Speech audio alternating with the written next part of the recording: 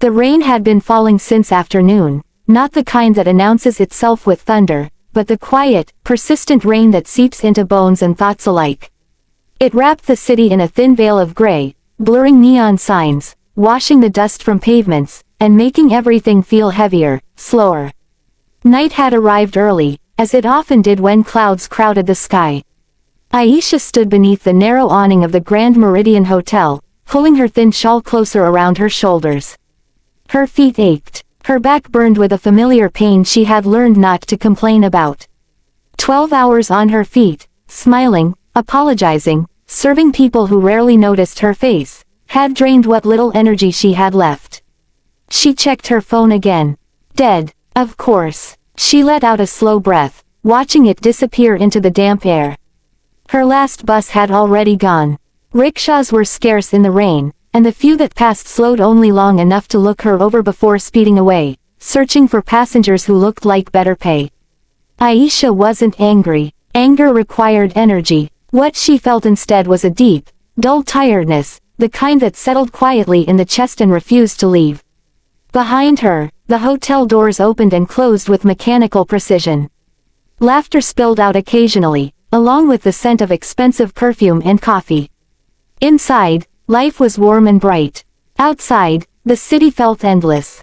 She adjusted the strap of her worn bag and stepped closer to the curb, rain soaking into the hem of her shoes. That was when the black car appeared. It moved smoothly through traffic, glossy and silent, as if the rain itself parted for it. The headlights softened as it pulled to a stop a few feet away from her.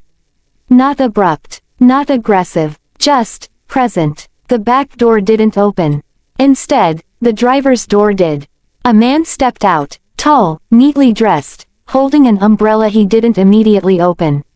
He looked around briefly, as if measuring the night, then turned to her.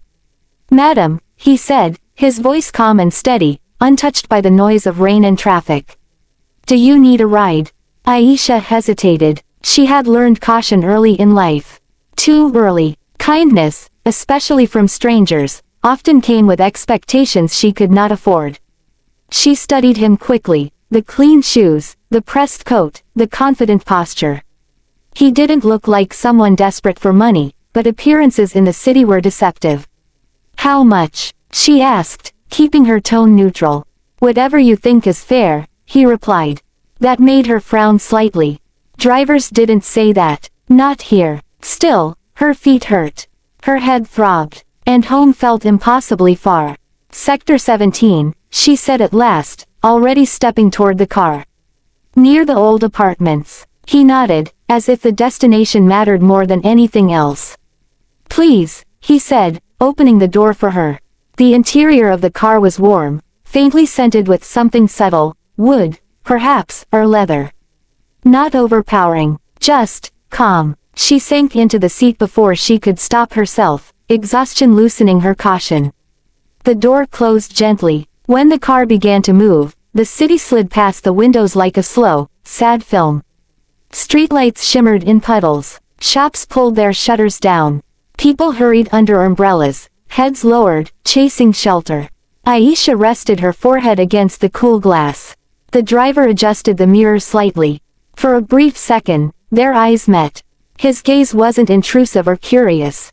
It was simply attentive, as though he was fully present in the moment, something she rarely encountered.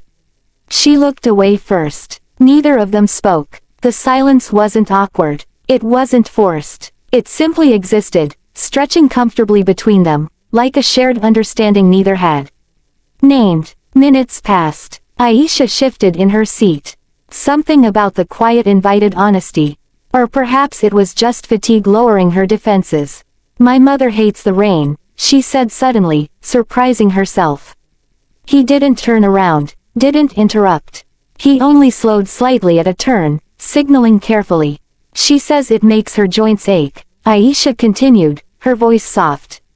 "But secretly, I think she hates it because it reminds her of how much time passes."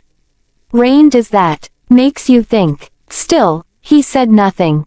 Encouraged, or perhaps simply relieved to speak, she went on.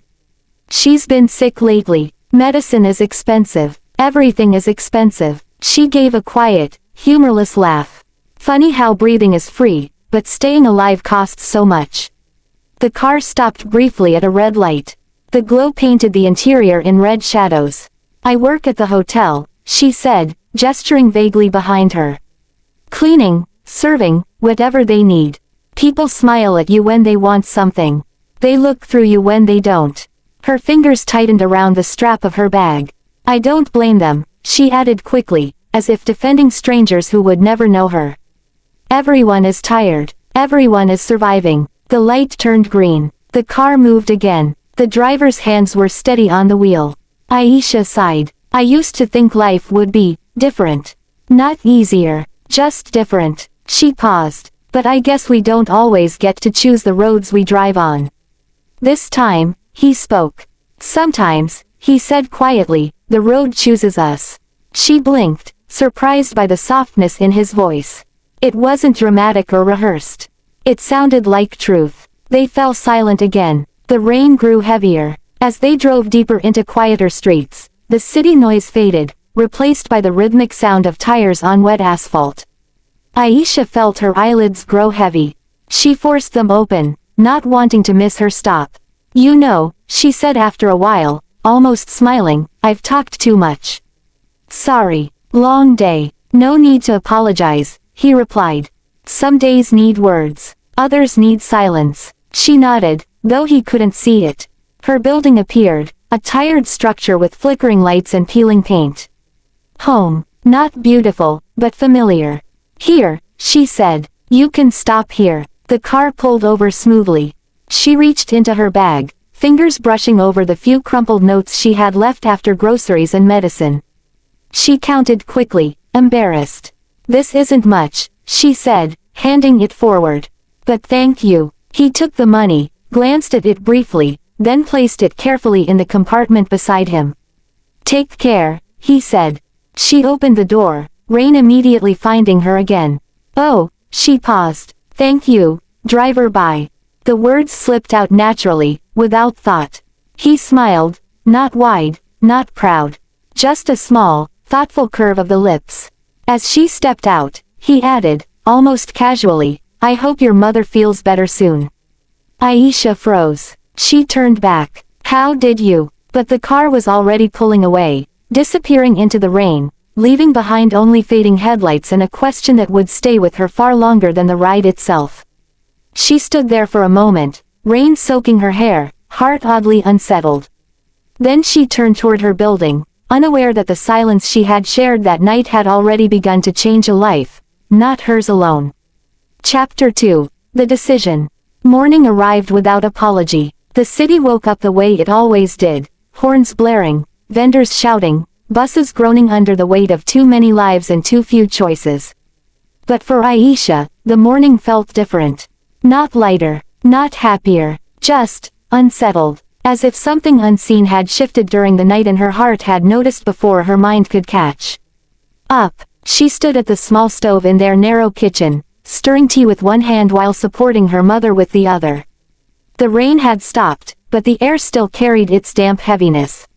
You didn't sleep, her mother said, watching her closely.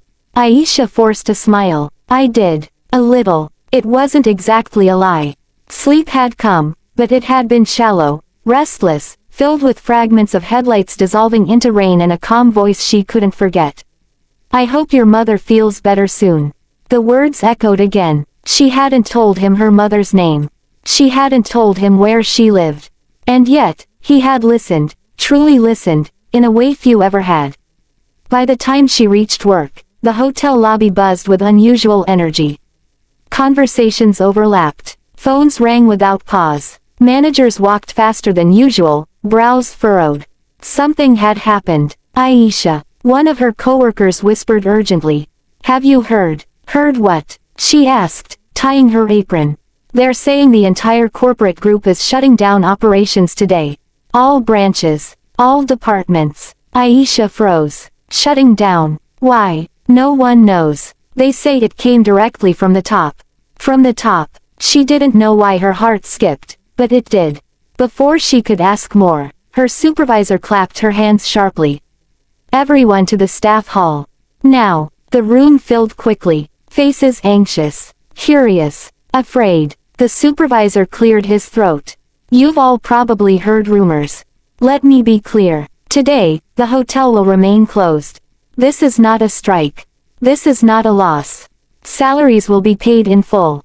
Murmurs erupted. Then why? Someone shouted. The supervisor hesitated, then said quietly, because the owner has ordered a full internal review.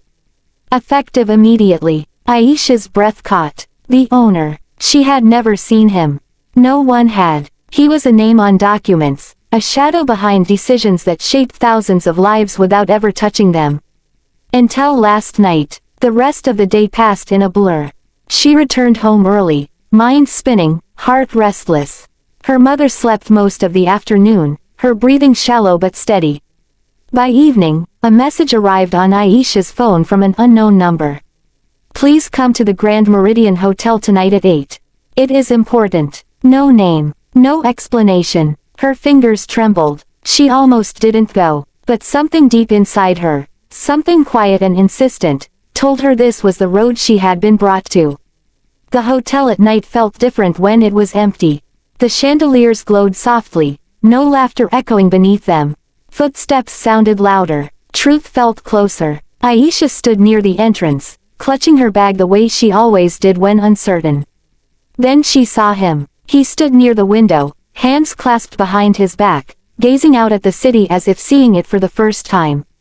The same man. No driver's seat. No rain. No anonymity. Just presence. He turned slowly. Their eyes met. For a moment, neither spoke. Aisha began, then stopped. I'm sorry. I didn't know. If I had. He raised a hand gently. Please, sit. His voice was the same. Calm. Human. She sat, heart pounding. You didn't do anything wrong, he said. In fact, you did something very rare. What's that? She whispered. You treated me like I was invisible, he replied. And that's exactly what I needed. She looked at him, confused. I've spent my life being seen, he continued. By investors. By media. By people who wanted something from me. Last night, you spoke to me because you thought I didn't matter. Her throat tightened, and in that silence, he said, I remembered who I used to be, before titles, before numbers replaced names. He walked to the table and placed a file in front of her. Inside were documents, plans, numbers. I shut everything down today, he said. Not out of impulse, out of responsibility. Aisha shook her head. But, people will lose money. Jobs. No, he interrupted gently. They'll gain something more important. He explained how the review exposed inequalities he had ignored. How workers struggled while profits soared. How he had convinced himself that charity was enough, that distance was efficiency. Then I met you, he said softly, and realized I didn't know the cost of silence. Tears welled in her eyes. I was just tired, she said. I didn't mean to. That's the point, he replied. You didn't perform. You didn't impress. You were honest. He paused. I'm restructuring everything. Fair wages. Medical coverage. A foundation for families who carry burdens quietly. Her breath hitched. And your mother, he added. She'll receive the best care. No cost. Aisha stood abruptly. I can't accept this. You already did, he said gently. When you spoke, silence filled the room again, but this time, it was different. Not heavy, not uncertain. It was resolved. Outside, the city continued its noise, unaware that a single misunderstanding had rewritten countless futures. Aisha left the hotel later that night, walking slower than usual, not from exhaustion, but from weight. The weight of knowing that sometimes, silence listens. And sometimes, listening changes the world.